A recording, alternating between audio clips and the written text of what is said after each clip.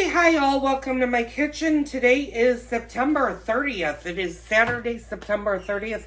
Wow, I can't believe it's the end of the month and tomorrow starts October. We're really going through the seasons, which means I need to get moving on the kitchen.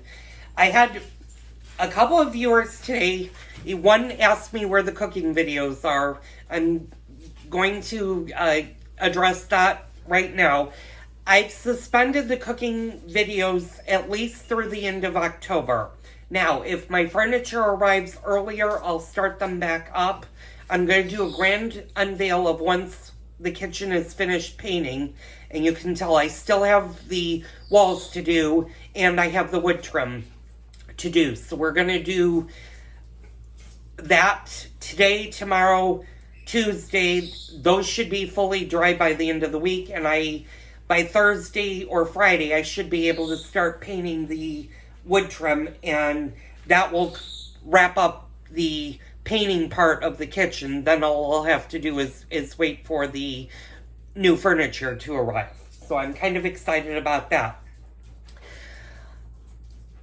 I had some viewers that are now commenting on the watch video that you guys saw on Saturday that posted, and that was an extra special video, just in case you're not that familiar with the technology of the watch. And I know there are a lot of videos out there that can be very, very confusing. Now, I use my watch predominantly to tell the time, which is probably its most biggest feature because it is a watch. But I also use it to check emails, to monitor the security of my house.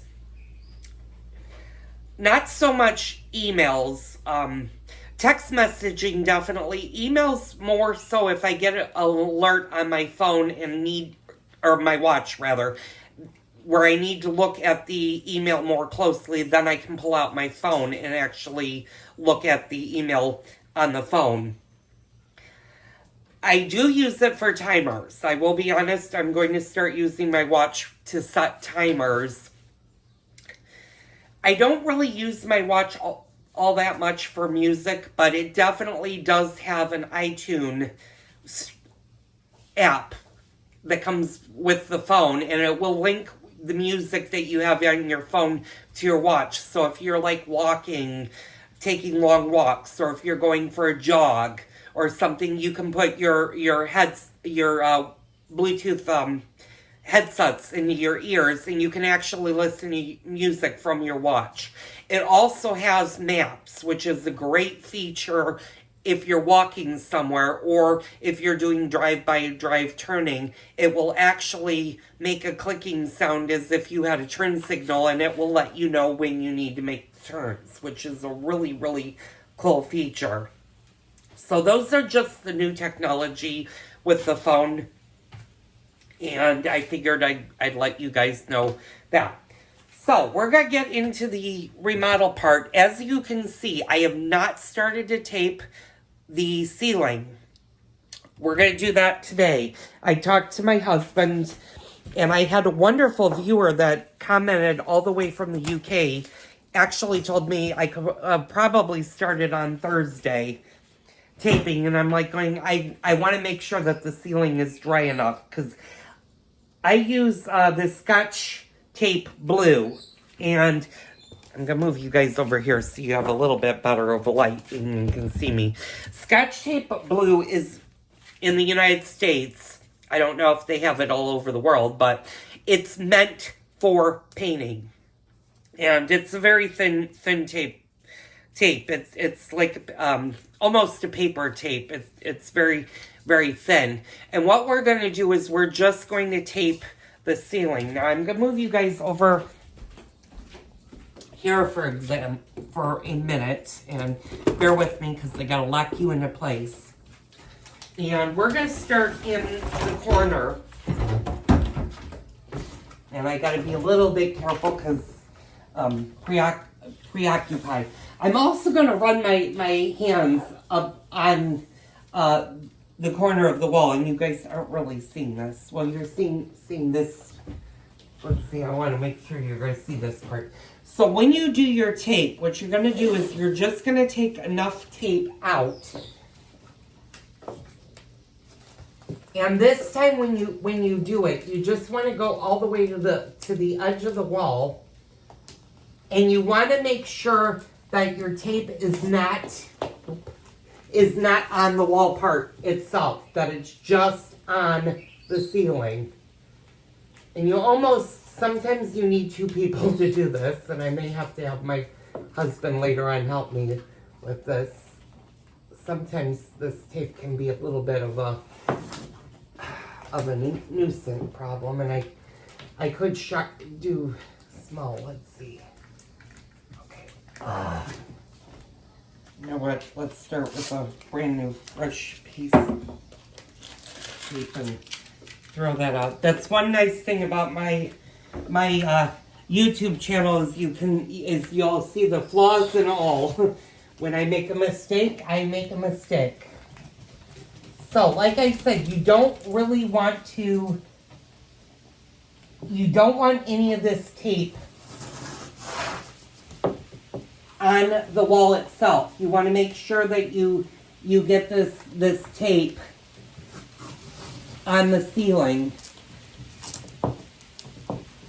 and not the wall, because if you have a little tape on the wall, what's going to happen is once your wall dries, and I have a little bit, and I'm actually going to show you where I bobbled a little bit.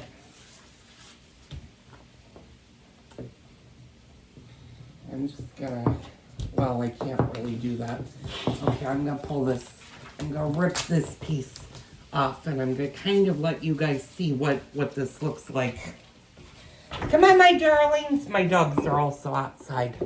So, this is what it looks like. I'm gonna move you guys out. So you can see that this is on the actual ceiling, but I'm gonna go in close. You see how I have this little blue that looks like it's on the outer edge? You don't want it to do that. So you want to kind of, with your fingers, push it as far up to the wall or to the ceiling as possible, because what happens is when you paint this and you remove the tape, you peel it off the wall, what's going to actually happen is you're going to have a small little fine line where there won't be paint on your wall. And that can be noticeable. So you just want to be very, very careful when you go around your entire ceiling with the tape, that there are no gaps on the wall as well as the ceiling. Now, one piece, usually, if you're a good painter and you don't make a lot of marks, now you'll notice all the marks that are at the top of the ceiling. I'm going to post right there. That's actually the wall. So all you need to really do is make sure that you have that much of a width, that you're not going to do the same thing to the ceiling, because you don't want to repaint the ceiling now that it's been freshly painted. So I'm going to do that for the entire ceiling. I'll be back later on and show you how that came out. And then we're going to start painting the walls. I may still prime one wall, maybe two. There are a little bit areas, especially in here, and I'm going to bring you guys kind of out. You can kind of see where my finger is. I'm going to hold it steady so you can see this. There's a line. That is going to be a little bit noticeable. And unfortunately with my kitchen, and I don't know if you guys will quite be able to see this, but I'm going to point to it. It's directly above my head. And sorry you're not seeing me on camera. That's a little flaw that's in the ceiling. And unfortunately, that has to do with when the house was built, when they put the drywall on, they used a very thick layer of spackle or something that made these little ridges. And unfortunately, there's no way for us to get rid of those. That's part of the ceiling. And my husband told me, he's like, learn to live with it, because we can't replace it. It would literally mean that we would have to put new drywall and start all over again up on top, and I'm not about to do that. So I'll be back later on to show you what the ceiling looks like, and we'll get started with the wall portion of the kitchen remodel. Okay, I'm back. I've done the first part of the back wall of the ceiling, and I'm gonna kind of angle you a little bit, and we're gonna do. I'm starting to get into the corner, and it's very important when you get into the corner that you kind of overlap both this side as well as this side, and you'll notice that there is a break in the tape, and I did that for both sides of the wall, and the reason being is unless you have two people for the ceiling that you can pass the roll to and do a continuous strip, you're going to have to do a break. The reason being, and I found out the hard way, is if you let the roll just hang from the ceiling, what happens is it's actually going to pull the entire strip of tape right off of the ceiling. So, I'm doing the best I can. I'm trying to get as close as possible, and you're going to see this. Like I said, you want to go back over it once you have the tape fully on either a wall or a ceiling, that there are no gaps, and that you haven't made like a little, I don't want to say bubble, but this thing. So if you notice that there is a little bit of tape on the wall where the ceiling is, you don't want any tape on the ceiling, because again, what'll happen is once you paint it, once you rip that tape out, you're going to have a very, very fine line. Now, there is one other thing that I did want to show you guys, and I'm going to move you guys over here. And forgive me for the views, because I know they suck right now. I'll put you guys down here, and hopefully you guys will kind of see this. Unfortunately, my little tripod that my phone sits on doesn't go any lower. It's not a low bearing thing. The one thing I'm going to do right here, and you're going to notice, and unfortunately, I'm at the not fence line, but gate line or whatever, railing, there we go, line. And I did address why I'm not taking the railing down right now. But what I do need to do is I do need to tape. So what I'm going to do over here is I'm going to put this right at the end, and you want to be very careful when you do this. Actually, hold on. Before I do that, I need to make sure that the tape is ripped, because you don't want a really big angle of the tape. But what I'm going to do is I'm going to actually put this right at the edge mark. If my big fat finger will get out of there. And I can actually, this part I can actually go into. I'm having some problems with this. Okay.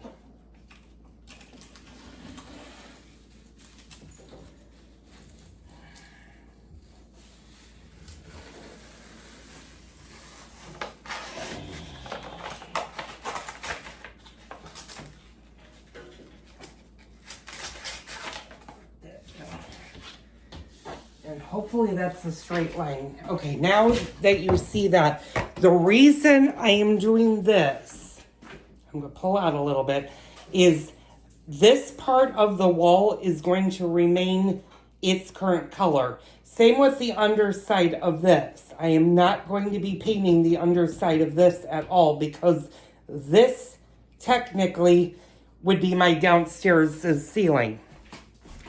So what I'm going to do is, and I'm going to pull you guys out. Oh, you're not going to be able to see that. Pull you a little bit further back, and unfortunately you can see it. But you see now there we go. Where this blue strip is, that's going to separate, that's actually going to make the wall change into two walls. So this side, this side of the wall is going to be light blue. This side is going to remain white, and eventually whatever we do downstairs will determine what color this wall is. Now that tape will eventually move, and it will be noticeable. You'll see two distinctive colors on each side. And that's only because if I painted that entire wall downstairs, then that wall would actually be the new color for the downstairs area. So I'm going to leave that alone and leave that white. So I'm going to continue to go up across the top of the ceiling and finish taping it. And I'll be back later on and show you how it was completed. And there are a few things, actually, before I do that, let me address a few things. This area of the kitchen right here is going to be much harder to do because of the gap between the ceiling and the wall. The open spaces, I'm going to kind of point them out right in here, and there's another space over on this side. I can tape that, but it's really hard to tape this part of the ceiling because I already have tape on the woodwork, and I only, again, have a gap about maybe that much. I have enough to get just barely a brush in there.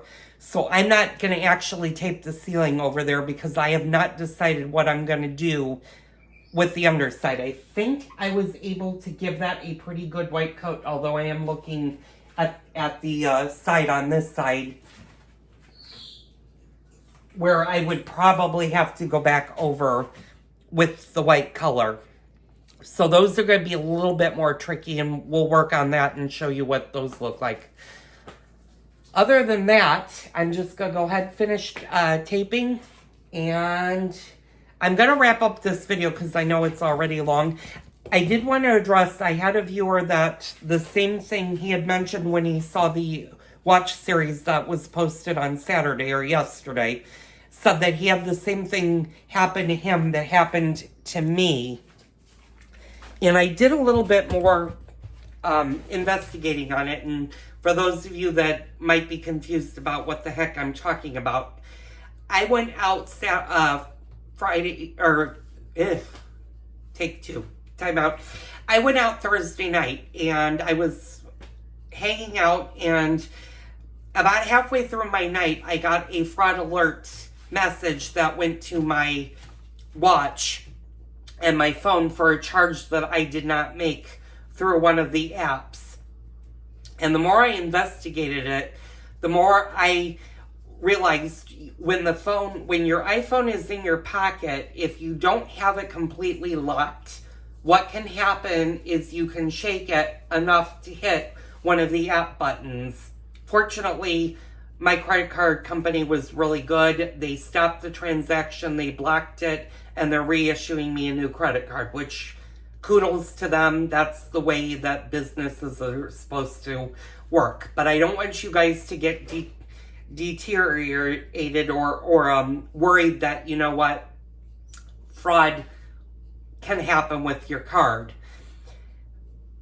If you add your credit cards to Apple Pay or Apple Wallet, what happens is the card number itself, so the physical credit card that you have in your hand, you're going to put the number in, but what Apple Wallet will do is it's going to issue, when it connects with the server that the credit card company uses, it's going to change those numbers to a totally different number that's linked within your card. So if somebody does steal your credit card, your Apple Pay credit card number is going to be a totally different number, and is just going to be linked to the wallet. And that makes a good safety feature. Apple has been pretty good with their safety feature within the wallet. So don't worry that you know, thieves can steal your identity. They really can't, because there are a lot of good security features built in both the watch as well as the phone thing. So that was just, I wanted to just clarify that. So anyway, I'm going to finish this. I will see you on the next Cooking with Joel remodeling edition. I did have one viewer, I addressed that. I will be bringing the cooking videos back as soon as I am able. Like I said, right now I still don't have full access to the kitchen, and I'm going to lose a lot of the kitchen functionality once I do start painting the walls, because the refrigerator and the stove are going to have to be moved out of place so I can get behind them and actually paint the walls. So that's going to be up and coming, so stay tuned for that next week. Don't forget to hit the like button. Leave me a comment down below for more great videos. I'll see you on the next remodeling project.